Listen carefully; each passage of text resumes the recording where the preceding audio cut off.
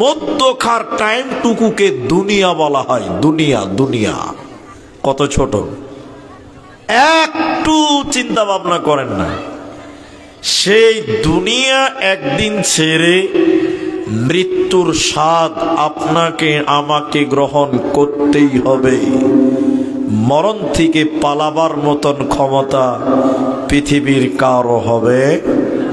সবাই বলুন না। মৃত্যু একটা চিরসত্যর নাম। তুমি যতই কুখ্যাত হও, চাই বিখ্যাত হও, মৃত্যু একদিন তোমাকে ধরবে। এই মৃত্যুর স্বাদ তোমাকে গ্রহণ করতে হবে। মৃত্যুর কাছ থেকে পালাতে পারে এরকম বাহাদুর আল্লাহ পৃথিবীতে সৃষ্টি করে নেই। মাইকেল জ্যাকসন নাম শুনেছেন? হ্যাঁ না বলেন? শুনেছেন? গুগলে সার্চ করবেন মাইকেল জ্যাকসন। তিনি যে গাড়িতে চলতেন, অল টাইম বড় বড় ডক্টর তার গাড়িতে থাকতো, একজন দুজন তিনজন পর্যন্ত থাকতো। অক্সিজেন অল টাইম তার গাড়িতে থাকতো। যে বিছানাটাতে ঘুমাতো অক্সিজেন প্রুফ বিছানা, কখনো তার হার্ট অ্যাটাক করবে না, শ্বাসকষ্ট হবে না। এবং তিনি বিশ্বের মানুষকে চ্যালেঞ্জ দিয়ে বলেছিল, আমি 150 বছর পৃথিবীতে বাঁচব। সবাই বলুন কত বছর? 150 বছর আমি পৃথিবীতে বাঁচব। কিন্তু আপনি যদি ইতিহাস জানেন, মাইকেল জ্যাকসন মাত্র 50 থেকে 55 বছরেই পৃথিবী থেকে বিদায় হতে গেছে। তাহলে মৃত্যু থেকে সেও পালাতে পারে নেই। শুধু তাই নয়, বিশ্ববরণ্য মহাপণ্ডিত আম্বিয়া ইকরাম, তার মধ্যে সৈয়দুল আম্বিয়া নবী মুহাম্মদুর রাসূলুল্লাহ সাল্লাল্লাহু আলাইহি ওয়াসাল্লামকেও মৃত্যুর স্বাদ গ্রহণ করতে হয়েছে। আর নবী বলেছেন, ইন্নালিল মাউত লা সাকরাতুন, মৃত্যু সত্য, মৃত্যুর যন্ত্রণাও সত্য, মৃত্যুর আযাবও সত্য। মৃত্যু এক কঠিন যন্ত্রণার নাম। বলুন সুবহানাল্লাহ। বিশ্ব নবীর মৃত্যুটা কেমন হচ্ছে? এই আমার দিকে দেখেন, বিশ্ব নবীর মৃত্যুটা কেমন হচ্ছে দেখেন। নবীদের বৃহস্পতিবারের দিন জ্বর আরম্ভ হলো, জ্বর জ্বর জ্বর। বৃহস্পতিবার দিন জ্বর হালাতে গেল, শুক্রবার আরম্ভ হলো, তাও জ্বর বাড়ছে আর কমে না। শনিবার হলো, জ্বর বাড়তেই আছে বাড়তেই আছে, কমে না।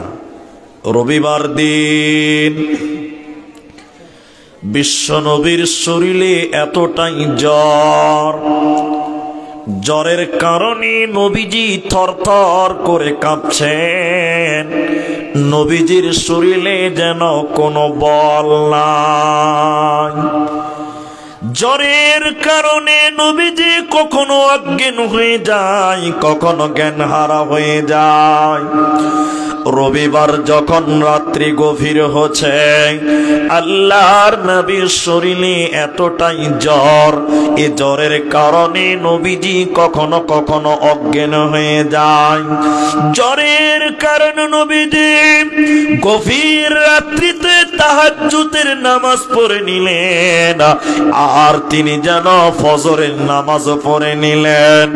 এমন সময় জ্বরের কারণে নবীজি অজ্ঞান হয়ে গেলেন, নবীজি বেহুশ হয়ে গেলেন। জ্বরের কারণে নবীজি জ্ঞান হারিয়ে গেলেন। এমন সময় মসজিদে নববীতে হযরতে বেলাল ফজরের আযান দিয়েছে।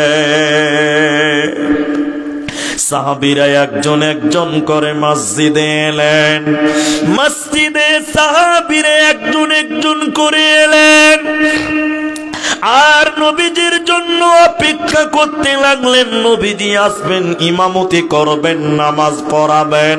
কিন্তু নবীজির শরীরে এতটাই জ্বর, এই জ্বরের কারণে নবীজি অজ্ঞান হয়ে গেছে, জ্ঞান হারা হলেন। সাহাবীরা অপেক্ষা করতে করতে যখন নবীকে পেল না, তখন সাহাবীরা হযরতে আবু বকরকে ইমাম বানিয়ে নামাজ আরম্ভ করলেন। এমন সময় আল্লাহর নবীর জ্ঞান ফিরে পেলাম, এমন সময় বিশ্ব নবী জ্ঞান ফিরে পেলেন। আল্লাহর নবী যখন হুঁশ ফিরে পেল, নবীজি বললেন, আয়েশা রে তুমি বলো এখন কোন টাইম রে আয়েশা? মসজিদে নববীতে কি আজান দিয়েছে রে আয়েশা? আম্মা জান আয়েশা বলেন, মসজিদে নববীতে অনেকক্ষণ আগে আজান দিয়েছে। সাহাবীরা আপনার অপেক্ষা করতে করতে আপনাকে না পেয়ে আমার আব্বা আবু বকরকে ইমাম বানিয়ে সাহাবীরা নামাজ আরম্ভ করেছে। নবীজির শরীরে এতটাই জ্বর, এত ব্যথা, এত জ্বর, নবীজি দাঁড়াতে পারেন না। আল্লাহর নবী বললেন, আয়েশা রে আমাকে একটু ধরো, আমাকে একটু ধরো, আমি যাব মসজিদে নববীর দরজায়। আল্লাহর নবী এত জ্বর, নবীজি দুটি লোকের কাঁধের উপরে হাত রেখে নবীজির পা যেন মাটিতে ছেঁচড়াতে ছেঁচড়াতে মসজিদের দরজায় দাঁড় হলেন। একবার বলুন সুবহানাল্লাহ। আবু বকর নামাজ পড়াচ্ছেন আর অঝর নয়নে কাঁদছেন। সাহাবীরা নামাজ পড়তে পড়তে কাঁদছেন, আর বোধহয় বিশ্ব নবীর পেছনে নামাজ পড়তে পারবো না। আবু বকর বুঝতে পারলেন বিশ্ব নবী মসজিদে নববীর দরজায় দাঁড়িয়ে আছেন। আমার দিকে দেখেন। আবু বকর পিছোবার চেষ্টা করলেন। নবীজি বললেন, এই সিদ্দিক দোস্ত, তুমি নামাজ পড়াও। আমি নবী আগেই নামাজ পড়েছি। লম্বা কথা আমি শর্টে বলছি। নবীজি নামাজের দৃশ্য দেখে মুচকে হেসেছিলেন। আম্মা জান আয়েশা মনে মনে ভাবলেন, আল্লাহর নবী বোধহয় আরাম পেয়েছে, মানে সুস্থ হয়েছেন, নচেত হাসবেন কেন? এদিকে দেখেন নবীজি বাড়ি চলে এলেন। অনেক কথা মাঝখানে আছে। সোমবার দিন সকাল হলো, নবীজির বুকের ব্যথা, জ্বর এত পরিমাণ বৃদ্ধি হলো, বেড়ে গেল, বিশ্ব নবী থাকতে পারে না, বুক উঁচা হয়ে গেছে। আল্লাহর নবী বললেন, আয়েশা আমার মেয়ে ফাতেমাকে খবর দাও। হযরতে ফাতেমা বাড়িতে এলেন। কথা আমি শর্টে বলছি আপনাকে বুঝাবার জন্য। নবীজি কানে কানে কিছু বললেন, পরিষ্কার বোঝা যায় না। নবীজির বুকের ব্যথা, বুকটা উঁচু হয়ে গেছে, এত পরিমাণ জ্বর। আম্মা জান আয়েশা বলেন, বিশ্ব নবীর মাথা যেন আমার উরুতে ছিল, আমার এই জায়গায় ছিল। আমি যেন একটা কাপড় ভিজিয়ে নবীজির কপালটা মুছে দিচ্ছিলাম, আর নবীজি যেন কাঁদতে কাঁদতে অজ্ঞান হয়ে যায়। নবীজি যেন ঘেমে যাচ্ছে।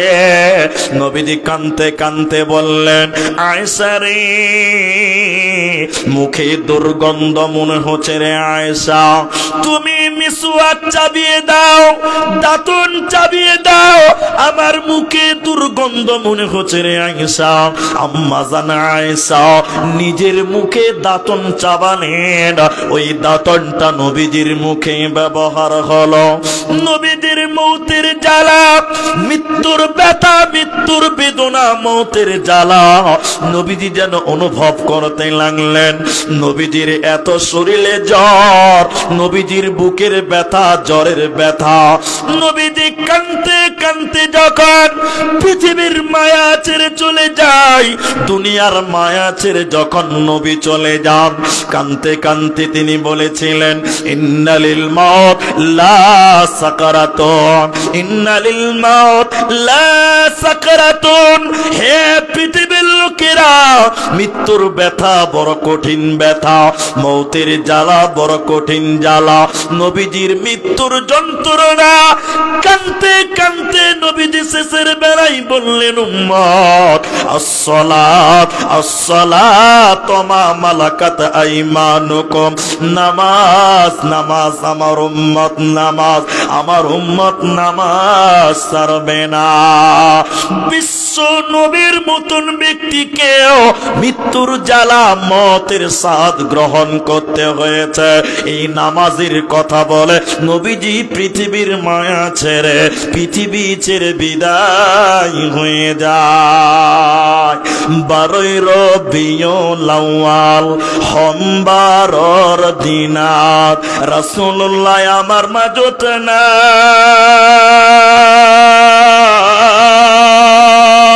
আল্লাহ তাআলা কি নীলাকারী আমার মাজরে পরায়, আল্লাহ তাআলা কি নীলাকারী আমার মাজরে পরায়। ফাতিমা বিবিয়ে কান্দিয়া বলিলে, পিতায় আছে আমার মজুত নাই,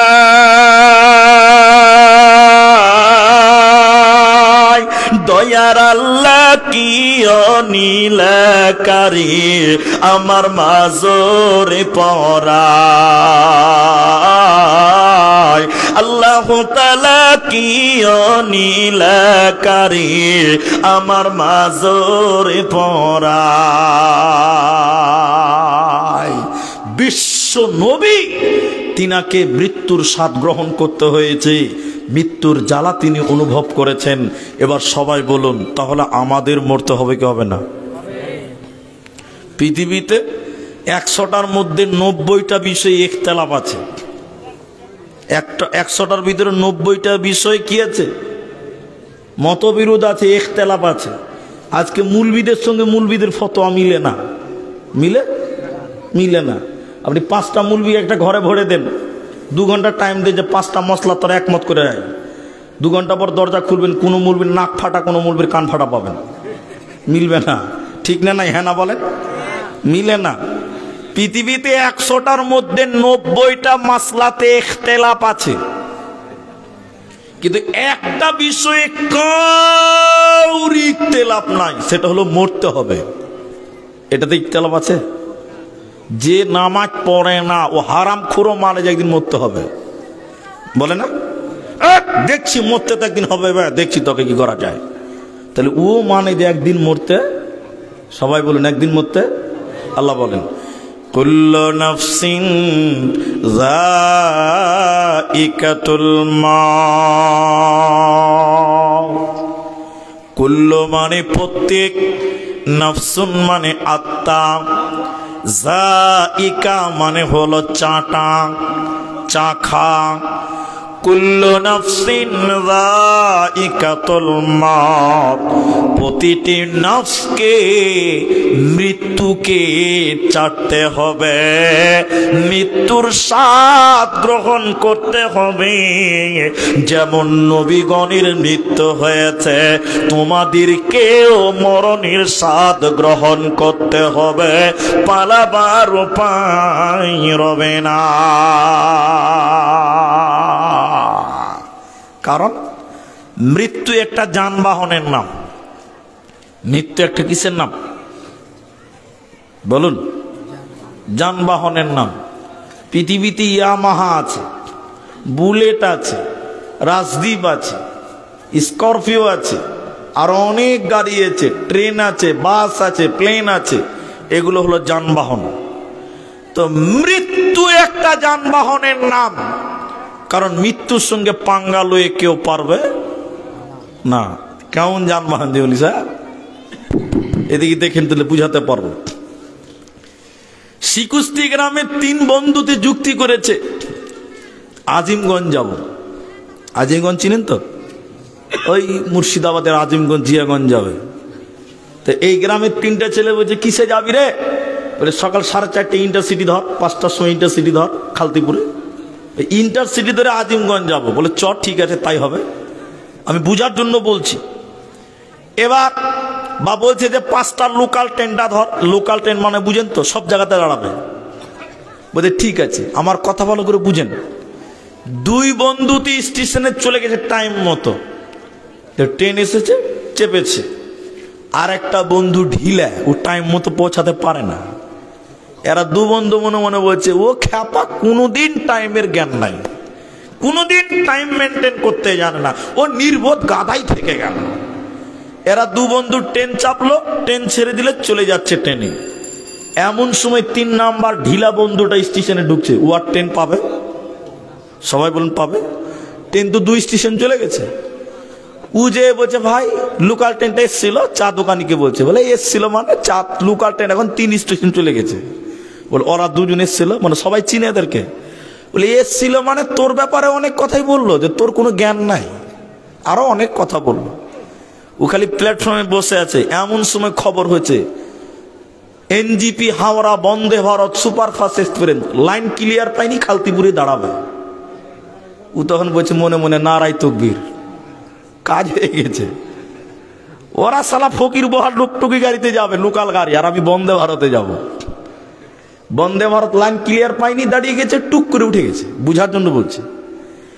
এরা 2 বন্ধু খালি লোকাল ট্রেনে গল্প করছে, ও শালার হুঁশ হলো না, বন্ধু তো গাইল খারাপ তৈরি করছে, ও ঢিলাই থাকলো। আর কিন্তু বাবু বন্দে ভারতে চেপে আছে। চামাগারাম স্টেশনে লোকাল ট্রেনটাকে 3 নাম্বার দাঁড় করে রেখেছে, আর বন্দে ভারত করে আগে বেরিয়ে চলে আসবে। কথা বুঝতে পারছেন? এবার বাবু বন্দে ভারত আগে আজিমগঞ্জ পৌঁছেছে। ওই আজিমগঞ্জে যে খবর হয়েছে যে লোকাল ট্রেনটা 4 নাম্বার আসবে, ও 4 নাম্বার প্ল্যাটফর্মে আগেই বসে আছে যে। আর এরা যখন লোকাল ট্রেনে 1 ঘন্টা পরে নামছে আর বলছে ও খ্যাপার বুদ্ধি হলো না, যেই নেমেছে দেখি চেয়ারে বলছে তোরা কি করে নেবে, তুই তো ট্রেনই পাসনি, তুই লিখে করে তুই ওখানে এরকম জামা গুটিয়ে বলছে তোরা যে গাড়িতে এসেছিস ওটা লোকাল, আর আমি যে গাড়িতে এসেছি ওটা হলো সুপারফাস্ট বন্দে ভারত। পৃথিবীর লোকেরা শুনে নাও, মৃত্যু একটা যানবাহনের নাম। তুমি যে গাড়িতে বাস করছো এটা লোকাল গাড়ি, প্যাসেঞ্জার গাড়ি, আর আজরাইল যে গাড়িতে চেপে আসবে ওটা হলো বন্দে ভারত। তুমি যতই মৃত্যুর আগে আগে পালাবার চেষ্টা করো না কেন, মৃত্যু একদিন তোমার সামনে এসে দাঁড়াবে, কারণ ও রিজার্ভেশন সুপারফাস্ট ট্রেনে ও বাস করে, এই জন্য মৃত্যু একটা যানবাহনের নাম। যতই পালাবার চেষ্টা করো না কেন, মৃত্যু একদিন তোমার সামনে এসে দাঁড়াবে। মৃত্যুর কাছ থেকে পালাবার মতন ক্ষমতা পৃথিবীর কারো হবে না। দেখবেন এই গ্রামের একটা লোক, ও রোগ হয়েছে, রোগ কোনো অসুখ হয়েছে, কালিয়াচক ডাক্তার কাছে নিয়ে গেছে। ডাক্তার চেক আপ করে বলছে চাচা তোমার চিকিৎসা এখানে হবে না, তোমাকে মালদা যেতে হবে, মালদা সদরে যেতে হবে। মালদা চলে গেছে, এ বাপ চ মালদাতে চ। ছেলেরা মালদা নিয়ে গেছে, চেক আপ করে ডাক্তার বলছে চাচা তোমার এখানেও চিকিৎসা হবে না, তোমাকে বহরমপুর যেতে হবে। চাচা বেটাকে বলছে বাপ তাড়াতাড়ি নিয়ে চল, বাঁচতেই হবে। ছেলে স্করপিও করে নিয়ে বহরমপুর পৌঁছেছে। বহরমপুরে ডাক্তার চেক আপ করে বলছে চাচা তোমাকে পিজি যেতে হবে, চিকিৎসা এখানে নাই। চাচা বলছে তাড়াতাড়ি চরে বাপ, বাঁচতেই হবে। পিজিতে চেক আপ করে ডাক্তার বলছে হবে না, তোমাকে ভেলুর যেতে হবে। 2 লাখ টাকা ভাড়া করে বিমানে করে এয়ারপোর্টে করে নিয়ে গেল, প্লেনে করে। যেই ভেলুর এয়ারপোর্টে নেমেছে আজরাইল টুক করে জানটা কবজ করে নিয়েছে। তুমি মৃত্যু থেকে যতই পালাবার চেষ্টা করো না কেন, মৃত্যু থেকে পালাতে পারবে না। বিখ্যাত সাহাবী হযরত আমর বিন আস রাদিয়াল্লাহু তাআলা আনহু, তিনার একটা অভ্যাস ছিল কি, যখনই শুনতো কেউ অসুস্থ হয়ে গেছে, মৃত্যু শয্যায় শীত হয়ে আছে, এই আমর বিন আস ওই অসুস্থ ব্যক্তির কাছে গিয়ে বলতো, ভাই বলো বলো বলো বলো তোমাকে এখন কেমন লাগছে, বলো বলো বলো বলো তোমাকে কেমন লাগছে, মৃত্যুর জ্বালা কেমন, যন্ত্রণা কেমন। এইভাবে লোকটা মানুষদের কাছে জিজ্ঞাসা করত। কিন্তু আমর বিন আস এত মানুষের কাছে গিয়ে জিজ্ঞাসা করেছিল, কোনদিন তাকে কেউ মৃত্যুর জ্বালা বলতে পারে না। আমর বিন আস হঠাৎ করে বিছানায় পড়ে গেছে, মৃত্যু শয্যায় শুইত হয়ে গেছে। এখন লোকেরা তার কাছে এসেছে, হযরতে আব্দুল্লাহ ইবনে মাসউদ তার কাছে এসেছে, সাহাবীরা তার কাছে এসে বললে, আমর বিন আস তুমি কত মানুষকে বলেছো মৃত্যুর জ্বালার কথা, মৃত্যুর যন্ত্রণার কথা তুমি জানতে চেয়েছো, আজকে তুমি বলতে পারছো কি, আজকে তুমি জানতে পেরেছো কি মৃত্যুর জ্বালাটা কেমন, তুমি কি জানো? আমর বিন আস তখন বলেছিল, বন্ধুরা মৃত্যুর জ্বালা কেমন, মৌতের জ্বালা কেমন, মৃত্যুর ব্যথা কেমন, মৃত্যুর বেদনা কেমন।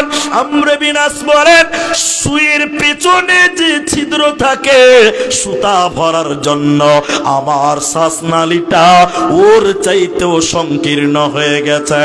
আমর বিন আস কথা বলতে পারে না, বুকটা তার উঁচু হয়ে গেছে।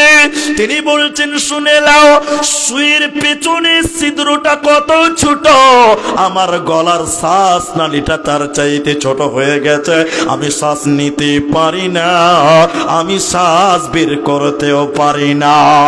মৃত্যুর জ্বালা কেমন, মৃত্যুর ব্যথা কেমন জিজ্ঞাসা করিও না, মনে হচ্ছে আমার কলিজাটা টেনে ছিঁড়ে ছিঁড়ে পার করা হচ্ছে, এরকম মৃত্যুর জ্বালা।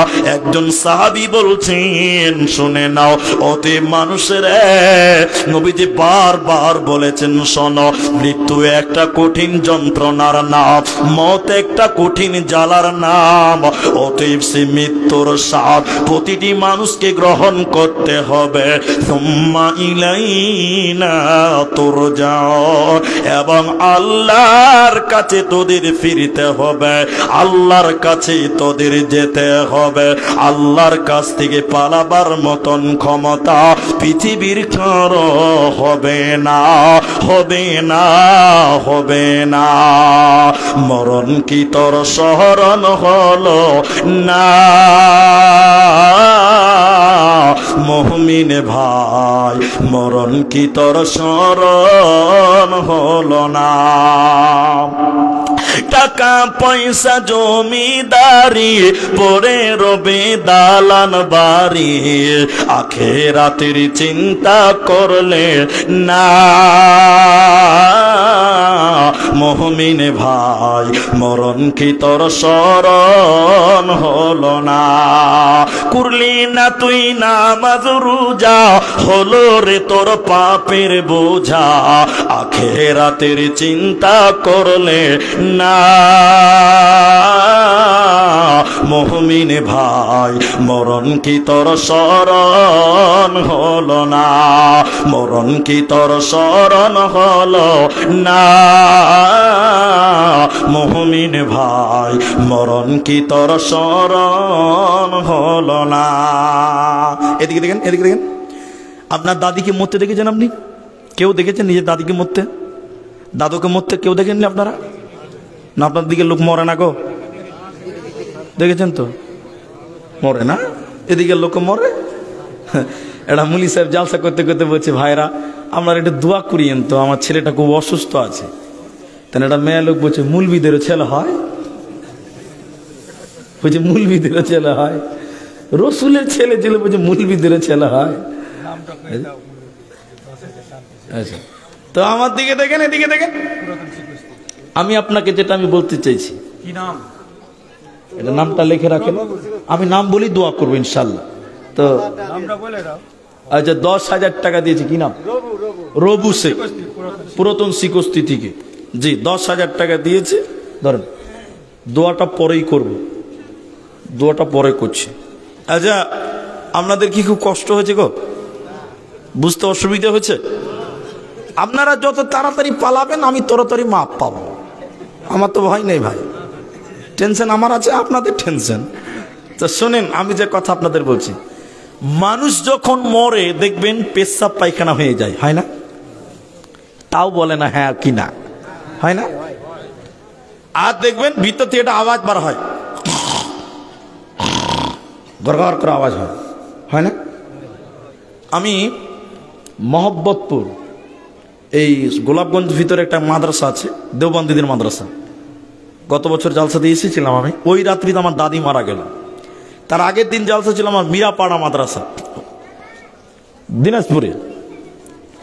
তো আমার দাদিকে আমি দেখতে গেলাম, একদম কথাবার্তা বন্ধ হয়ে গেছে, নচ্চর করতে পারে না। আমি গেলাম, গাড়ি নিয়ে গেলাম, এখান থেকে জালসা ছিল, রানিং জালসা ছেড়ে ক্যান্সেল করে গেলাম।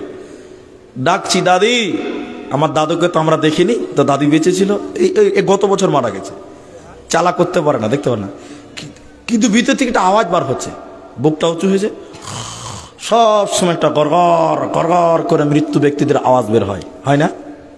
কেন আওয়াজ হয় জানেন? কেন আওয়াজ হয় জানেন? মৌলবীদেরকে জিজ্ঞাসা করেছেন? পৃথিবীর থেকে শ্বাস নেওয়ার জন্য, দেওয়ার জন্য 8 থেকে 9টা রাস্তা আছে, ভিতর থেকে বাইরের, পেটের ভিতর থেকে বাইরের। কটা রাস্তা আছে? 8 থেকে, একটু গুনিলেন আমার থেকে। পায়খানার রাস্তা একটা হলো, পেশাবের রাস্তা কটা হলো? 2টা। মুখ একটা, নাক একটা, চোখ একটা, কান কটা হলো? মাত্র 6টা হলো। 6টাই হলো না? তাইলে পেশাবের রাস্তা, পায়খানার রাস্তা 2টা, নাক আর মুখ কটা হলো? চোখ একটা, কান একটা, 6টা। এই নাক একটা বলেছি। তো এই কটা রাস্তা দিয়ে শ্বাস নেওয়াও যায়, দেওয়াও যায়। মানুষ গারগার গারগার কেন করে? আমর বিন আস তার উত্তর দিয়েছে, মৃত্যু যখন মানুষের কাছাকাছি হয়ে যায় সব রাস্তা বন্ধ হয়ে যায়। পেশাব হয়ে গেল, পেশাবের রাস্তা বন্ধ, পায়খানা হয়ে গেল, পায়খানা রাস্তা বন্ধ, চোখে দেখতে পাই না, চোখ আফসা হয়ে গেছে, ঘোলা হয়ে গেছে, কানে শুনতে পাই না, কানের অবস্থা বন্ধ হয়ে গেছে। সব বন্ধ হয়ে যাওয়ার পর যেটা শ্বাসনালী, মুখ এবং নাকের মাঝখান দিয়ে কানেকশন, আমর বিন আস বলেন ওই এত ছোট হয়ে যায়, একটা সুই যদি ঢুকাবার চেষ্টা করেন ওটাও ঢুকাতেই পারবে না। এরই জন্য ভিতর থেকে তখন ঘর ঘর করে আওয়াজ বের হয়, কারণ শ্বাসটা ক্লিয়ার ভাবে নিতে পারে না, বের করতেও পারে না।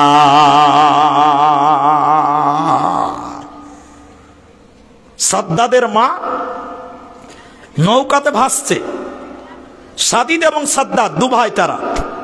তো সাদ্দাদের মা নৌকাতে ভাসছে, হঠাৎ করে নৌকাটা ভেঙে গেছে। সাদ্দাদের মা তক্তাতে ভাসছে, তক্তাতে। এমন সময় তক্তা ঝাঁকুনিতে নৌকা যখন ডুবে গেল, সাদ্দাদ প্রসব হচ্ছে। এমন সময় সাদ্দাদের মা তক্তাতে ভাসতে ভাসতে সাদ্দাদকে নিয়ে খালি বুকে জড়াচ্ছে শাল দুধ পান করার জন্য। আল্লাহ তাবারক ওয়া তাআলা বলেন, মালাকুল মাউত তুমি এক্ষুনি যাও, সাদ্দাদের মায়ের জান তুমি কবজ করে নাও। মালাকুল মাউত বললেন, আল্লাহ সাদ্দাদকে 1 ফোঁটা শাল দুধ, মায়ের 1 ফোঁটা দুধ পান করার জন্য সুযোগটা তুমি দাও, 1 ফোঁটা সুযোগ তুমি দাও, 1 ফোঁটা দুধ পান করার টাইমটুকু দাও। আল্লাহ তাবারক ওয়া তাআলা বলেন, না ইদা জা আজালুহুম লা ইস্তাখিরুনা সাআতাও ওয়া লা ইস্তাকদিমুন। মালাকুল মাউত তুমি যাও, আমি আল্লাহ যার যতটুকু টাইম বরাদ্দ করেছি ওই টাইমে তার মৃত্যু হবে। 1 চুল পরিমাণ টাইমকে কেউ এদিক সেদিক করতে পারবে না, পারবে না, পারবে না। তোমার মৃত্যু যেখানে হওয়ার কথা ওই জায়গাতেও হবে, ওই সময় হবে, 1 চুল পরিমাণ এদিক সেদিক হবে না। কিছু কিছু মানুষ দেখেন পায়খানাতে বসেও মারা যায়, দেখেননি আপনারা? মনে হয় অনেকে মনে করবেন এটা খারাপ লক্ষণ, এটা ধারণা করাও ভুল। তবে একজন নবী গোলাম আহমদ কাদিয়ানী, মিথ্যা নবী দাবিদার, আপনারা ইতিহাস জানেন, হয়তোবা শুনে থাকবেন কোনোদিন। ও নিজেকে নবী দাবি করেছিল, ওই লোকটার মৃত্যু হয়েছিল পায়খানার ভিতরে। কোন জায়গাতে? পায়খানাতে। আর আমি একটা মাদ্রাসায় পড়েছি, ইনি আমার উস্তাদ।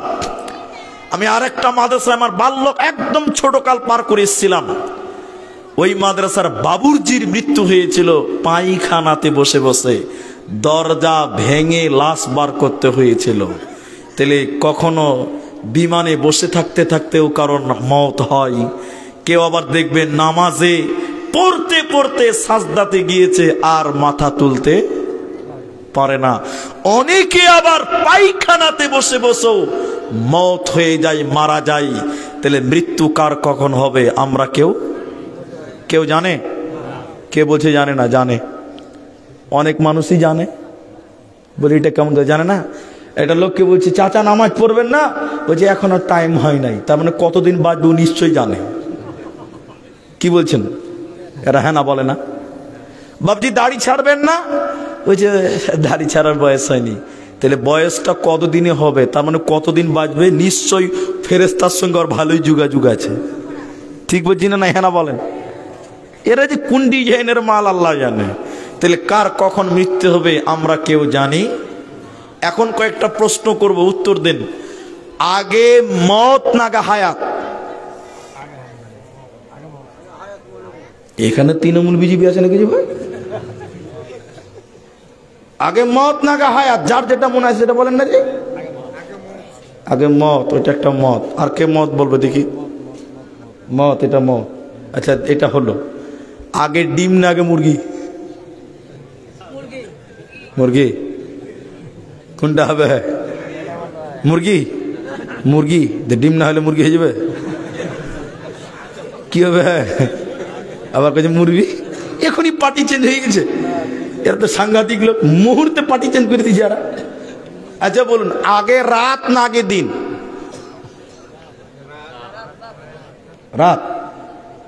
রাত না দিন বলেন? কেউ দিন বলছে, কেউ রাত বলছে। এটা তো একমত নয়, দুমত হয়েছে। সব কোরআনে আছে, সব ঠিক বলেছেন। আগে রাত। গোটা পৃথিবীতে কালো অন্ধকার ছিল। আপনি তো পড়াশোনা করেন না, পড়াশোনা করবেন তাহলে তো পাবেন। অন্ধকার থেকে ফেরে অন্ধকারকে আলো দিয়ে আলোকিত করেছেন, বলুন সুবহানাল্লাহ। আগে মত, আমরা সবাই মৃত্যু ছিলাম। কোরআনে বললেন আল্লাযী খালাকাল মাউতা, আমি আল্লাহ আগে মওতকে সৃষ্টি করলাম। ওই মওতের ভিতর থেকে তিনি হায়াতকে বের করেছি। আল্লাযী খালাকাল মাউতা, আল্লাহ হলেন মাখলুক, তিনি সৃষ্টি করেছেন মৃত্যুকে। তাহলে মৃত্যু একটা সৃষ্টির নাম। মানুষ যেমন সৃষ্টির নাম, মত একটা সৃষ্টির নাম। কেন? মুসলিম শরীফের ভিতরে নবীজি বলেছেন মতেরও মৃত্যু হবে। মৃত্যু একটা সৃষ্টির নাম, মতের মৃত্যু হবে, বলুন সুবহানাল্লাহ। মুসলিম শরীফে আছে। কি আছে জানেন? আমার দিকে দেখেন, এটা বড় মাঠ, ওই পাঞ্জরে জান্নাত, এই পাঞ্জরে জাহান্নাম। আমার দিকে দেখেন বলেছি। মাঠটা কোন জায়গাতে আছে? মাঝখানে না সাইডে? মাঝখানে। দুদিকে জান্নাত আর জাহান্নাম আছে। আমার দিকে দেখেন। আল্লাহ একটা পশুকে এদিকে কানে ধরে টেনে টেনে টেনে টেনে ওই মাঠে নিয়ে আসবেন আল্লাহ। পশুটার গায়ে ছিটে ফোটা দাগ থাকবে। একটা চাকু নিবেন, ছুরি নিবেন, পশুটাকে আল্লাহ জবাই করবেন। জবাই করার পর এদিকে দেখে জান্নাতীরা, এই পশুটার নাম জান্নাতীরা বড় বড় করে দেখবে। আল্লাহ আপনি ভালো জানেন, আমরা জানি না। ঠিক আছে, ঠিক আছে, ঠিক আছে। জাহান্নামীরা, আমি যে পশুটাকে জবাই করলাম, পশুটার নাম আল্লাহ আপনি ভালো জানেন, আমরা জানি না। আপনারা কেউ জানেন? জানেন না, একজন জানে। এবার আল্লাহ বলেন, এদিকে দেখেন, ও জান্নাতীরা, আমি যে পশুটাকে জবাই করে দিলাম এই পশুটার নাম মওত। বলুন সুবহানাল্লাহ। তাহলে আল্লাহ বলছেন আল্লাযী খালাকাল মাউতা, আমি আল্লাহ সৃষ্টি করেছি মৃত্যুকে। তাহলে মওত একটা সৃষ্টির নাম, এই মওতের মৃত্যু হবে। আল্লাহ নবী বলছেন আল্লাহ মৃত্যুকে জবাই করে দিবেন, তাহলে মৃত্যুর মওত হবে। তা আমার আল্লাহ কি বলছিলেন? আমি বলছিলাম আগে মওত, তারপরে হায়াত। আল্লাযী খালাকাল মাউতা ওয়াল হায়াতা, আমি প্রথমে মৃত্যু সৃষ্টি করলাম, এরপরে হায়াত আমি তোদের দিলাম। তোরা সবাই মৃত্যু ছিলে, তোদের কোনো অস্তিত্ব ছিল না, আমি তোদের জীবিত করেছিলাম জান্নাতে আলামে আরওয়াতে। আবার তোরা দুনিয়াতে যে সৃষ্টি হলি, তোরা মৃত্যু ছিলে, আমি জীবিত করলাম, আবার তোদের মওত হবে, আবার কিয়ামতের দিন তোদের পুনরুত্থান করা হবে।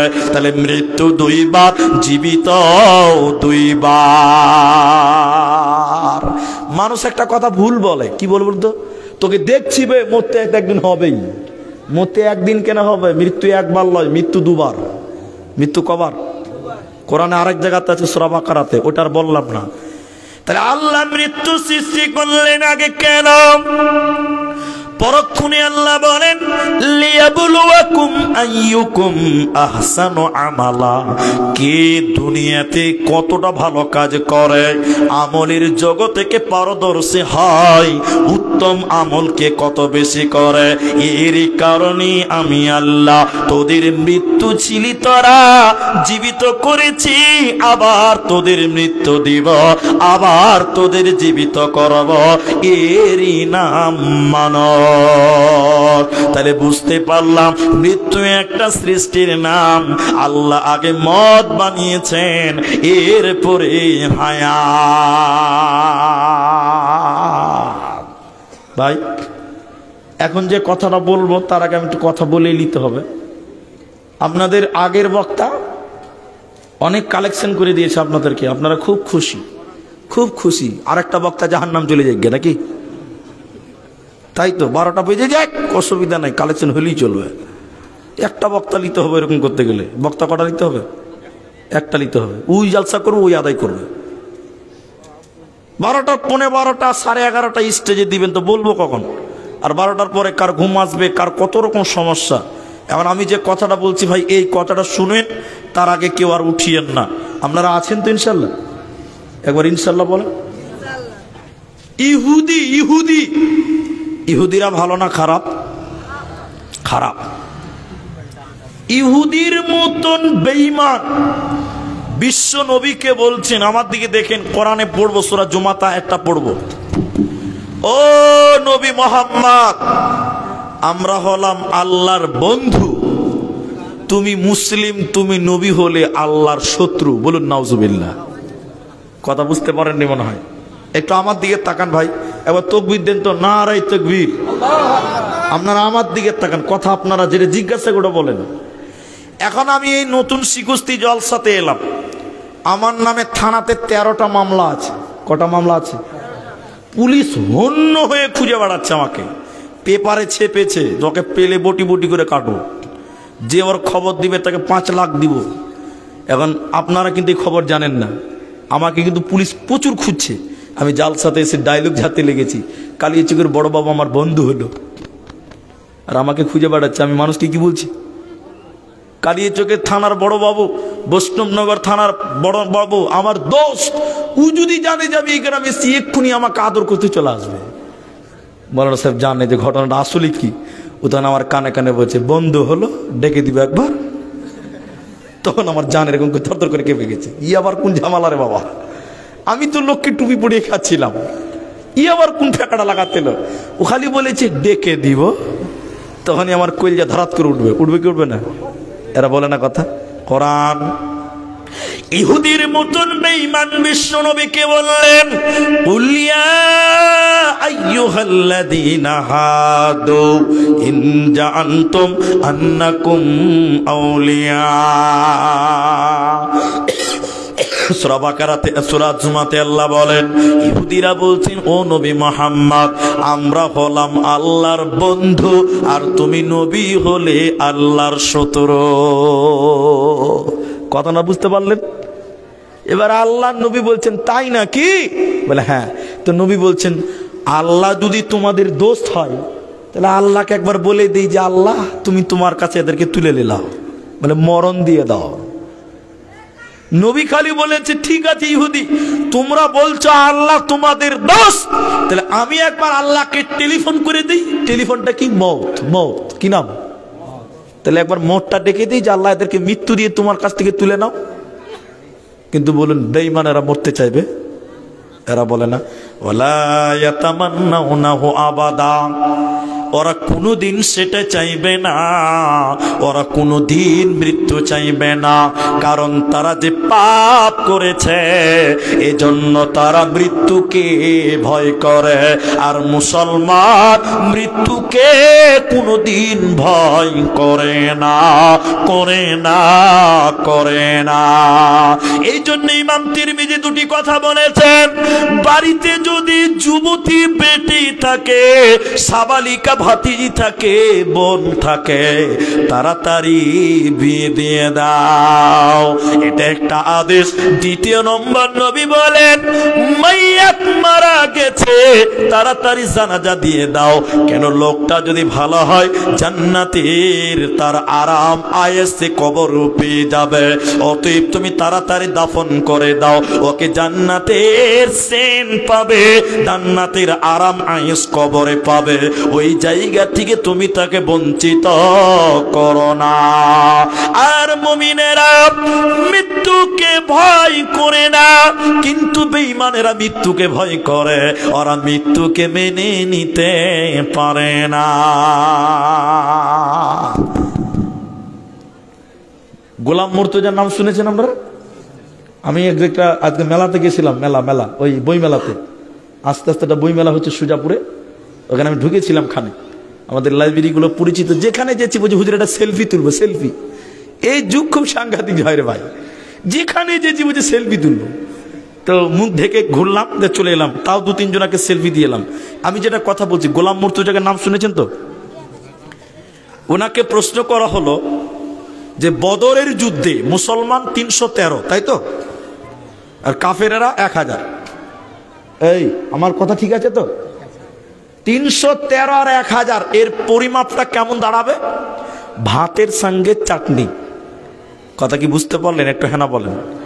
313 জন ভাত আর চাটনি হলো মুসলমানটি, কিন্তু বিজয় কাদের এসছে? একবার বলুন আলহামদুলিল্লাহ। প্রায় যুদ্ধে মুসলমানদের সংখ্যা কম, কিন্তু বিজয় মুসলমানদের এসছে, বলবেন না সুবহানাল্লাহ? তো গোলাম মুর্তজাকে প্রশ্ন করা হয়েছিল, আচ্ছা অল্প মুসলমান কি করে এরা বিজয় লাভ করতে পারে? আমার দিকে তাকান, খুব গুরুত্বপূর্ণ কথা বলছে এটা। তিনি একটা ব্ল্যাক বোর্ড নিয়েছিলেন, মাদ্রাসাতে লেখাপড়া করে না, ডাস্টার বোর্ড নিয়ে। তো গোলাম মুর্তজা তিনি লেখে বুঝিয়ে দিয়েছিলেন, বলেন একটা বোর্ডে লেখলাম 1, কথা বুঝেন, 1-এর তলে 1, 1-এর নিচে কত বলুন, সবাই বলুন, তার নিচে আরেকটা 1, এবার যোগ করেন কত হবে? এরা ভালো বুঝে দিকে কত হবে? 3। 111 হবে। এবার কত ট্যালেন্টেড ভাই, 1-এর তলে 1 কত হবে? 3 হবে। একজন বলছে 2 হবে। 12টার পরে জালসা করেন, লেন 12টার পরে জালসা। কে বলছে 101, কে বলছে 3, কে বলছে 2। আল্লাহ, 1 যোগ করলে কত হবে? 3। কাফেরেরা যখন, তিনি বলছেন গোলাম মুর্তজা, কাফের বেঈমানেরা যখন যুদ্ধের প্রেট লাইনে দাঁড়াতো, একজনের পেছনে একজন দাঁড়াতো, একজনের পেছনে একজন দাঁড়াতো। আর বিশ্ব নবী যখন দাঁড় করতেন, একজনের পরে একজন নয়, একজনের পার্শ্বে একজনকে দাঁড়াতো। এখন আমার দিকে তাকান, এটা বোর্ডে লিখলাম 1, একের ডান দিকে লিখলাম 1, কত হবে? এবার বলুন।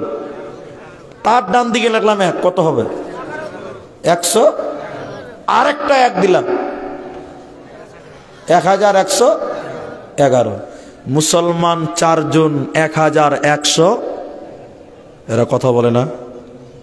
মুসলমান 400, 1111 জন। আর মুসলমান এত 3 জন 4 জনাতে এতটি লোকের ক্ষমতা রাখে, আর বেঈমানেরা 4 জন দাঁড়াবে 1 1 1 1 1 4। সবচেয়ে গুরুত্বপূর্ণ কারণ মুসলিমদের বিজয় হলো কেন? প্রতিটি মুসলমানের দিলে আছে মরার পরও একটা বিরাট জগৎ আছে, তার নাম জান্নাত। সবাই বলুন কি? যে জায়গায় যেতে হবে। আর অমুসলিম, আমি কোন ধর্মকে ছোট করছি না, নাউজুবিল্লাহ আস্তাগফিরুল্লাহ, তাদেরটা তারা করবে। অমুসলিমরা জানে এবে মরলেই পুড়ে ফেলে দিবে বে, ঠিক কিনা বলেন? এরা হ্যাঁ না বলে না? এরা মরতে তো ভয় পাবে, যে মরলেই পুড়বে। মুসলমান জানে আমি ভালো কাজ করব, মরলেই জান্নাত। মুসলমান মৃত্যুকে ভয় পাবে? সবাই বলুন, পাবে না। এজন্য প্রত্যেকটা মুসলমান জিহাদের ময়দানে ঝাঁপিয়ে পড়েছে আল্লাহর জান্নাতের জন্য। এরা মৃত্যুকে কোনো মতেই ভয় পায়নি। আর বেঈমানেরা যুদ্ধে গিয়েছে বটে, খালি ভিতরটা ধাকাম ধাকাম, আবে মরলেই পুড়বে, মরলেই পুড়বে, পালাবার পথ নাই। দেখবেন দেখবেন দেখবেন, খালি ইতিহাসটা শোনাবো, বেশি টাইম লাগবে না, ইতিহাসটা শোনাই। একজন সাহাবী, তার নাম ছিলেন আব্দুল উজ্জা। কি নাম? উজ্জা। আল্লাহ নবী যখন মক্কা থেকে মদিনা গেলেন, আমার এই কথাটা খালি শুনবেন, তারপরে পালিয়ে যাবেন, আর উঠবো না। আব্দুল উজ্জার মনে তুরুক তুরুক করছে, মানে মন খালি ধারাত ধারাত করছে, ইমান আনতে পারলাম না, নবীজি চলে গেল, ইমান পাবো না, ইমান আনতেই পারলাম না। কিন্তু আব্দুল উজ্জার বাবা বেঁচে ছিল না, চাচার কাছে মানুষ ছিলেন। চাচা ছিল বড় লোক, বাদশা, আমির, পয়সাওয়ালা। আমার দিকে দেখেন মা বোন ভাইরা, আব্দুল উজ্জা একদিন সকাল সকাল চাচার কাছে যে দাঁড় হয়ে বললেন, চাচা অনেক ধৈর্য ধরলাম, ভাবলাম আপনিও সত্য বুঝবেন, ঈমান আনবেন, মুহাম্মাদুর রাসূলুল্লাহকে নবী মানবেন, কিন্তু আপনি মানলেন না। চাচা আমি নিয়ত করেছি, সিদ্ধান্ত নিয়েছি, আমি মদিনা যাব, বিশ্ব নবীর কাছে ঈমান আনব, কালিমা পড়ব। আব্দুল উজ্জার চাচা এরকম জামা গুটিয়ে বলছে, তাই নাকি বাবা? ভাতিজাকে বলছেন, হ্যাঁ ভাতিজা তুমি যদি সিদ্ধান্ত নিয়ে থাকো ঈমান আনবে, চলে যাবে, যাবে ঠিক, আমার সঙ্গে রিশতা চিরতরে খতম করে যেতে হবে। আব্দুল উজ্জা বলছে, এক্ষুনি আপনার সম্পর্ক ছেড়ে দিলাম। আব্দুল উজ্জার চাচা বলছে, না, আমি তোকে যা কিছু দিয়েছি ভাতিজা, সব কিছু আমাকে দিয়ে তোকে যেতে হবে। গলার মালা তখন তো ইমানদার লয়, খুলে দিলেন। হাতে ঘড়ি বলেন, লোহার চাবুক বলেন, সেগুলো দিত তারা তো বেঈমান, আপনার সেগুলো খুলে দিল, আংটি খুলে দিল সোনার। এবার চাচা বলছেন, আব্দুল উজ্জা রে, এগুলো খুললেই চলবে না, তোর শরীরে যে জামা আছে এটাও খুলে দে। এবার আব্দুল উজ্জা নিজের শরীরের জামা খুলে দিল। চাচা বলছে, ভাতিজা তোমার শরীরে যে পায়জামা আছে, লুঙ্গি আছে, ওটা আমার টাকা দিয়ে কিনা আছে, বেটারে আমার দেওয়া লুঙ্গিটাও খুলতে হবে। আব্দুল উজ্জা কাঁদতে কাঁদতে মনে মনে ভাবলেন, আল্লাহ পবিত্র, তাই তিনি আমাকে পবিত্র করতে লাগলেন। মা আমার, বোন আমার, কান করে শোনেন। এবার আব্দুল উজ্জা লজ্জিত হলেন, যুবক হয়ে গেছে, এডাল হয়ে গেছে, যুবক চ্যাংরা নওজোয়ান হয়ে গেছে। চাচা বলছে লুঙ্গিটাও খুলে দিতে হবে তুমি যদি ঈমান আনো। ভাতিজা আব্দুল উজ্জা কাঁদতে কাঁদতে শরীর থেকে লুঙ্গি লুঙ্গিটাও খুলে দিল, উলঙ্গ হয়ে গেল, ল্যাংটা হয়ে গেল, কাঁদতে কাঁদতে হাত দিয়ে লজ্জাস্থান ঢেকে আছে। মায়ের কাছে গিয়ে বলছে, মা আপনি দোয়া করুন, আমি চললাম নবী মুহাম্মদুর রাসূলুল্লাহ সাল্লাল্লাহু আলাইহি ওয়াসাল্লামের কাছে চললাম। আব্দুল উজ্জার মা একটা কম্বলকে টেনে দুই টুকরা করে আব্দুল উজ্জাকে দিয়ে বলেছিল, বেটা এক টুকরা তুমি পাছাতে গামছা পড়ে নাও, আর এক টুকরা শরীরে তাওয়াল চাপিয়ে দাও, কেমনি তুমি ল্যাংটা হয়ে যাবে। আব্দুল উজ্জা কানতে কানতে দু টুকরা কম্বল গায়ে দিয়ে মদিনা নববীতে, মসজিদে নববীতে চলে এলেন। আল্লাহর নবী যে মাদ্রাসা খুলেছিলেন আসহাবে সুফা, যেখানে সাহাবীরা পড়াশোনা করতেন, ওই মাদ্রাসার গেটে আব্দুল উজ্জা কম্বলের টুকরা গায়ে দিয়ে বসে আছে। রাতের বেলায় নবীজি মাদ্রাসা থেকে বের হয়েছে, দেখেই নবীজি দাঁড়িয়ে গিয়ে বললেন, তুমি না আব্দুল উজ্জা? সে কাঁদতে লাগলেন। নবীজি বললেন, কি ব্যাপার আব্দুল উজ্জা, তুমি না বড় লোক, তুমি না ধনী মানুষ, তোমার কি এই অবস্থা হলো? এবার আব্দুল উজ্জা বলতে লাগলেন, নবী গো, ঈমান এনেছি বলে আমার চাচা আমাকে ল্যাংটা করে পাঠিয়েছে। আল্লাহর নবী আব্দুল উজ্জাকে জড়িয়ে নিয়ে বলেছিলেন, আরে আব্দুল উজ্জা, আজ থেকে তোমার নাম আব্দুল উজ্জা নয়, আমি নবী তোমার নাম দিলাম আব্দুল্লাহ। আমি যেটা বলতে চাইছি, সাহাবীরা মৃত্যুকে ভয় করতো না, এখন মেন জায়গাতে এলাম।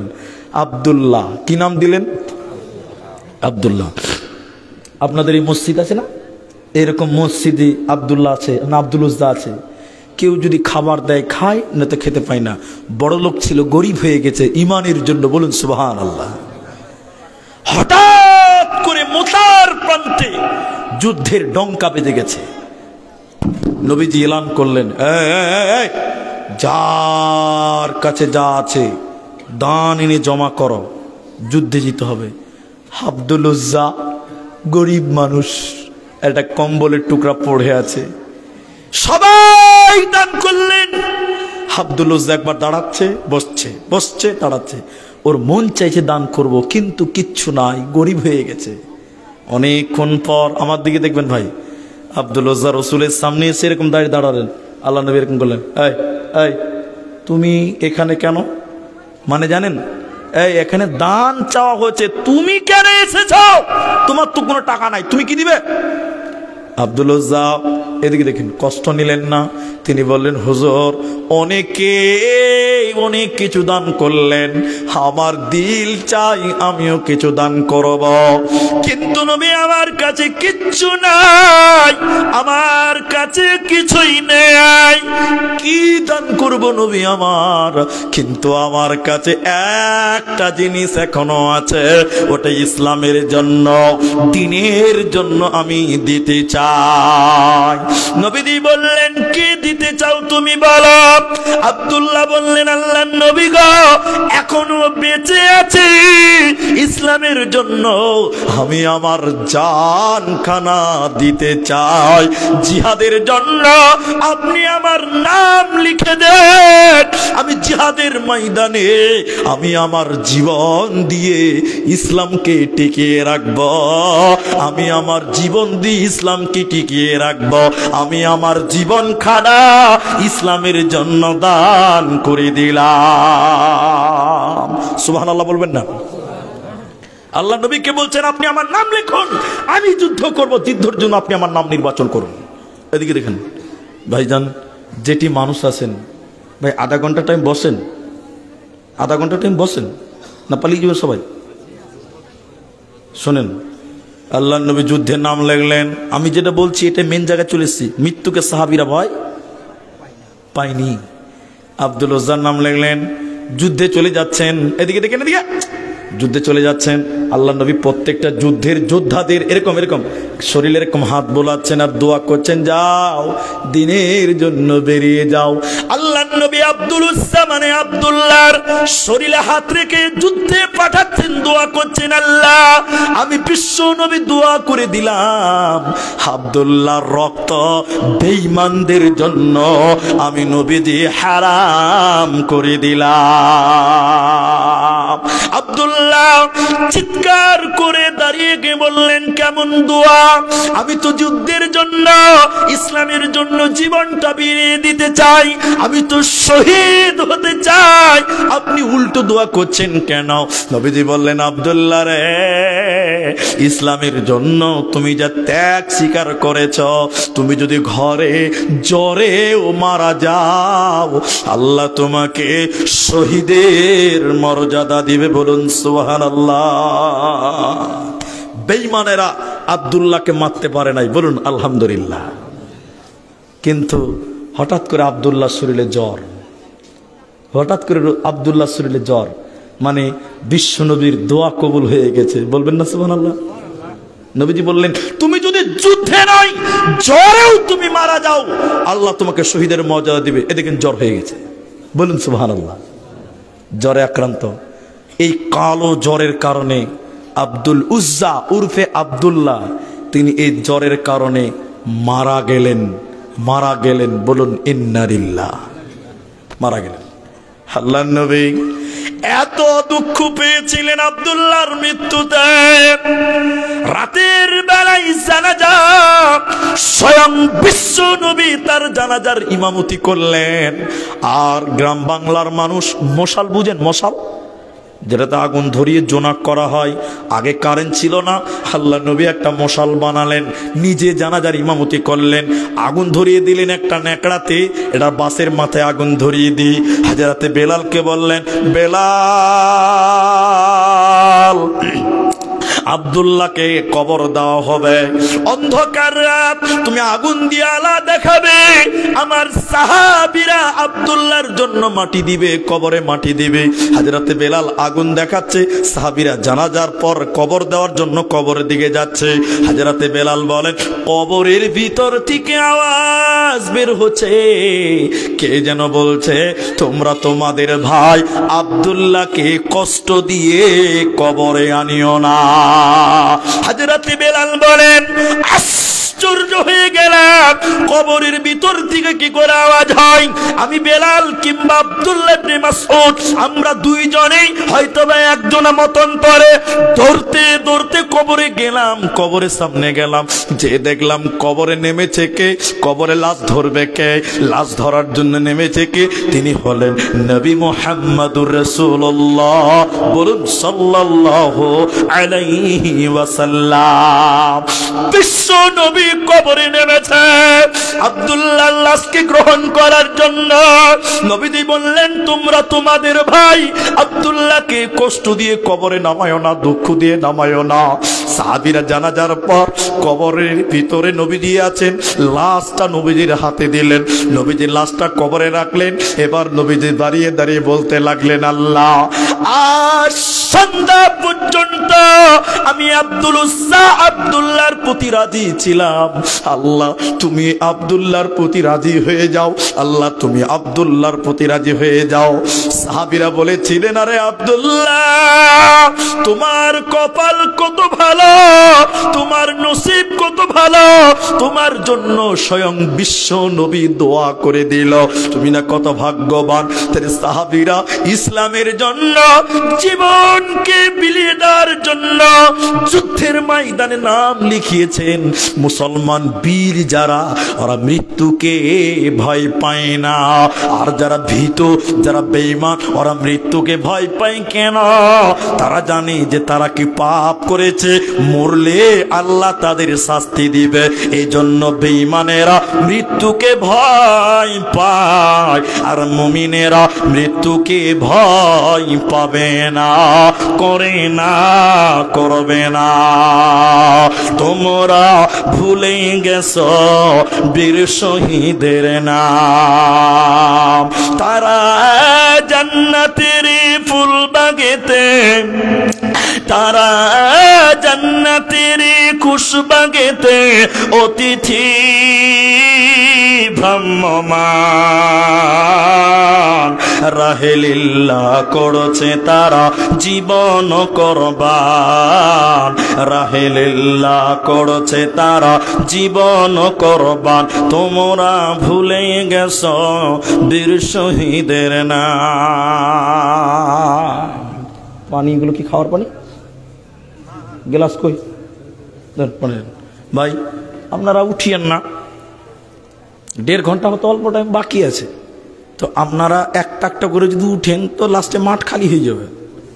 জি ভাই, এক জালসা দে মারা বাবজি বক্তা ওয়াজ করতে উঠেছে, আমার দিকে দেখেন, এদিকে দেখেন। আগেকার বক্তারা কানে ধরে ওয়াজ করতো, দেখেছেন ওগুলো? এটা দেখেনি মনে হয় না? কানে হাত ধরে ওয়াজ করতে দেখেননি আপনারা? এক বক্তা স্টেজে উঠেছে বুঝলেন, তো কানে ধরে একদম মেরে দিয়েছে সুর, এত লম্বা টান। আধা ঘন্টা পর চোখ খুলে দেখছে সবাই পালিয়ে গেছে, একজনা বসে আছে। যে বক্তা খুশি হবে না দুঃখ পাবে? বক্তা দুঃখ যা পেয়েছে পেয়েছে, ওই একটা লোক দেখে ওর বড় খুশি হয়েছে, ও দোয়া করতে লেগেছে, জাযাকাল্লাহ হাইয়াকাল্লাহ বারাকাল্লাহ খাইরুল্লাহ খাইরুল্লাহ। তুমি কত ভালো মানুষ ভাই, গোটা গায়ের লোক পালিয়ে গেছে, তুমি একাই বসে আছো, আল্লাহ তোমাকে জান্নাত দিক, তুমি কত ভালো মানুষ। লোকটা গাল চুলকাতে চুলকাতে বলছে, মুলি সাহেব আমি মাইক ম্যান, তুমি ছাড়ো না, আমি পালাতে পারি না, তুমি ছাড়বে তুমি তো পালাবো। তো ওই রকম ভাই আমি চাই না। আপনারা মসজিদে জালসা দিয়েছেন, আপনারা উঠবেন না, বলুন ইনশাআল্লাহ। আমি একটা হাদিস পড়েছি, হাদিসটা আপনাদের সামনে বলবো। কই পানি আসবে না? ও গেলাস আনতে গেছে। শোনেন, যেটি মানুষ আছেন, আপনারা আমাকে আধা ঘন্টা টাইম দিয়েছেন, আধা ঘন্টা তো শেষ হয়নি, হয়েছে খুব বেশি হলে 5 মিনিট হয়েছে, তাহলে এখন আমি 25 মিনিট পাই। আপনারা বসবেন না, পালিয়ে যাবেন গো? একবার সবাই বলুন ইনশাআল্লাহ, একবার বলুন নারায়ে তাকবীর। ওখানেই বসেন ভাই, ওখানে বসো, মাশাআল্লাহ ওখানেই বসেছে। ওই এমন করে বসেছে তাড়াতাড়ি উঠবে তার লিগে। ও বসবে না থেকে ফুলবেন যত টাইট। জি ভাই, পায়খানা ফিরে কি করে? হ্যাঁ, তা আমার দিকে দেখেন, শুধু যার পেশাব করার দরকার আছে সে উঠবে। ওই যে একটা উঠেছে মনে হয় খুব পেশাবে চাপ পেয়েছে, বাকি কেউ উঠবেন না। বলুন উঠবেন তো না? পেশাবকে ভাই আটকানো যাবে না, ওটা জরুরত। সুগারের রুগী হলে তো আরো সর্বনাশ। হ্যাঁ জি, এটা যার সাথে বুঝলেন, কয়েক জায়গাতে বলেছি, আজকে আবার বলি। এদিকে দেখেন, এক বক্তাকে রাতে 1টার সময় দিয়েছে, এটা বিহারের কথা বলছি, পূর্ণিয়াতে 1 ঘন্টার টাইম বক্তার। বক্তা যখন স্টেজে উঠেছে, এরকম একটা যুবক ছেলে, এরকম মতো হবে 17-18 বছর বয়স, ছেলেটা উঠছে। বক্তা এমনিতে রাগ, তার মধ্যে বেরো ওর সামনে দিকে লোক উঠছে, বক্তারা উঠবে কিনা? বাইটো কাহা যা রही है, বাইটো না। তো ছেলেটা বলছে, মুলি সাহেব, এটা মানে বুঝেন মাইনাস করতে যাবে, পেশাব করতে যাবে, পেশাব। তো বক্তা বলছে, আরে নওজওয়ান লড়কা है, আরে বাইটো না, আরে 1 ঘন্টা के लिए बैठो ना, আরে যুবক ছেলে তুমি 1 ঘন্টা টাইম পেশাবকে ব্রেক দাও। আচ্ছা আপনারা বলুন, পেশাবকে ব্রেক দেওয়া যাবে? সব গাড়িকে ব্রেক থামা যাবে, পেশাবকে দেওয়া যাবে?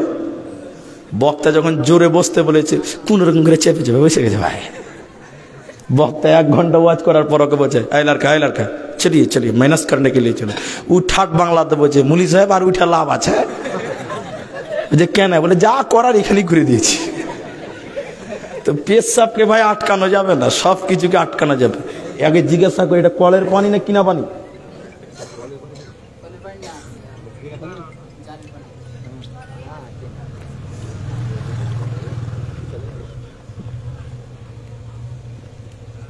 শীতের দিনে পানি খেয়েছি না বরফ খেয়েছি গো, এত ঠান্ডা। যে আমরা বসেছি, আল্লাহ আমাদের বসিয়েছে, জন্য বলুন আলহামদুলিল্লাহ। আধা ঘন্টা আগে উঠে যাবো, কে কে হাত তোলো? কেউ উঠবে না, মাশাআল্লাহ আলহামদুলিল্লাহ। শোনেন, উঠবেন না, আমাকে জালসার কাগজ দেন, আমি হাদিসের তর্জমা করব। এই যে মসজিদের কাজ অনেক বাকি আছে, টুজুখানা সব বাকি আছে। আপনি টাকা দিবেন না, দিতে হবে না, কিন্তু আপনাকে বসতে হবে। উঠবো না, আরেকবার বলুন ইনশাআল্লাহ। একবার তাকবীর দেন, নারায়ে তাকবীর। আপনি যদি টাকা না দেন, আপনার গলা ধরে নিতে পারবো না। এটা আমি বলতে পারবো? আমি মাস্তান আছি? হ্যাঁ, মুলবিরা খালি বলবে দেবা দেবা দেবা, এইটুকুই। এটা বলতে পারবে? খালি বলবে দেবাব দেবাব। যখন পিস্তলের সামনে পড়বে তখন বলছে লে বাপ লে বাপ লে বাপ। মানুষ দুই জায়গাতে বলে লে বাপ, কয় জায়গাতে বলে? আরে বলে না, কোন জায়গাতে বলে, কয় জায়গাতে বললাম? এক পিস্তলের সামনে যখন পড়বে রাত 12টার সময় লে বাপ লে বাপ। আরেক জায়গাতে বলে, কোন জায়গায় বলুন তো? হসপিটালে। একটা হাজি সাহেবের পেশাব আটকে গেছে, পেশাব হয়েছে না, আমাদের নর্মাল পেশাব হয়েছে, বলুন আলহামদুলিল্লাহ। যদি একটু আটকে যায় মানুষগুলো ব্যাঙের মতন লাফাবে। হাজি এক হাজি সাহেবের পেশাব আটকে গেছে, পেশাব হয় না, থাকতে পারছে না। ডাক্তার বাঁকুড়া জেলা হসপিটালে নিয়ে গেছে, বড় বড় পয়সাওয়ালা বেটাগুলো আছে, ছেলেরা না হসপিটালে নিয়ে গেছে, বলছে ডাক্তার কি হয়েছে গো? বলছে কিছু হয়নি, পেশাব আটকে গেছে, তো একটা ইঞ্জেকশন করবো, আধা ঘন্টা পরে পেশাব হবে। হাইসে বলছে সহ্যই হচ্ছে না আমার।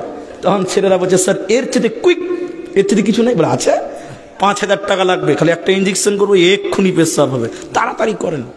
পেশাব করার লিগে 5,000 খট খট খট করে গেল। ট্রাক আনলোড হইতে অত টাকা লাগে না, পেশাব আনলোড হইতে যতক্ষণ লাগলো। ঠিক বললাম না? নাই বলেন?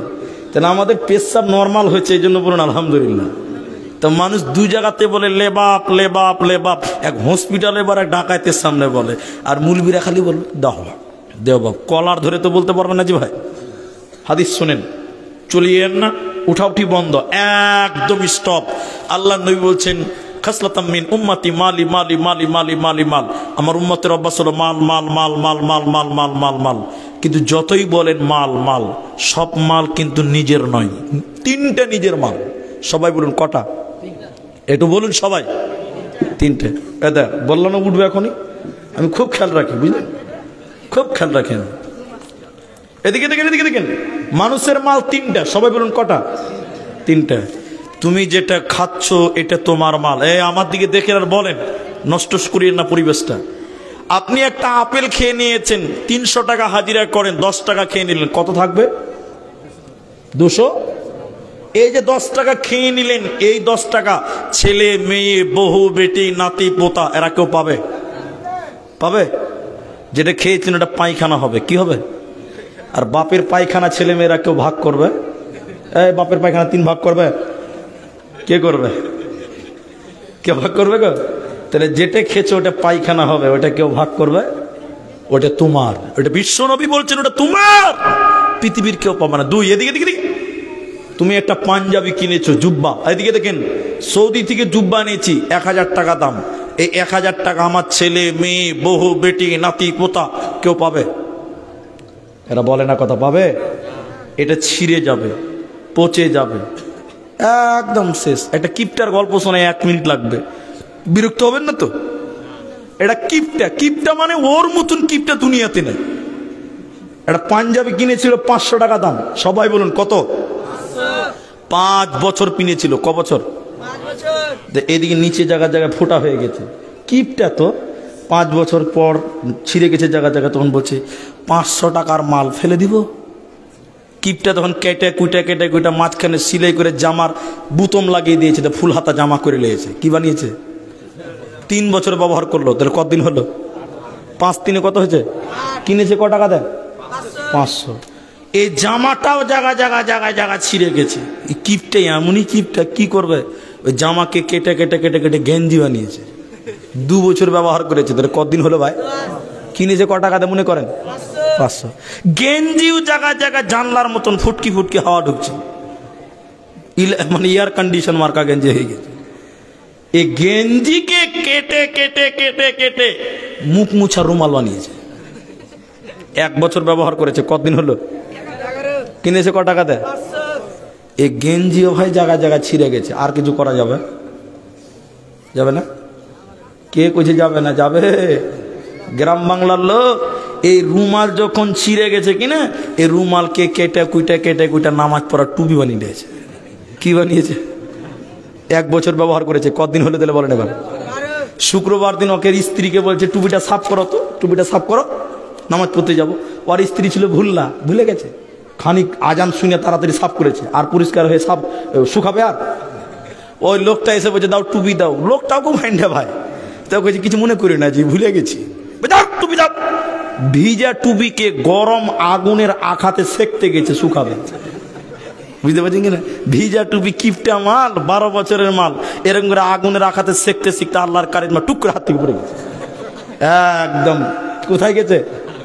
আচ্ছা 12 বছরের পচা মাল যদি আগুনে যায় কি হবে? এরা বলে না কি হবে? একদম ছাই হয়ে গেছে। ই কিপটার এমনই কিপটা, ওই ছাই কিলে এবার মানজন কচলাইছে। মানজন কচলাতে কচলাতে পুকুর ঘাটে যে ছাড় পড়ছে, কুলি ছাড় পড়ছে, আমার 500 টাকা জলেই গেল। তাই একটা লোক বলছে কি হলে যে ভাই? 500 টাকা জলে। বলছে ঠিকই নাকি জি? বলে হ্যাঁ জি ভাই।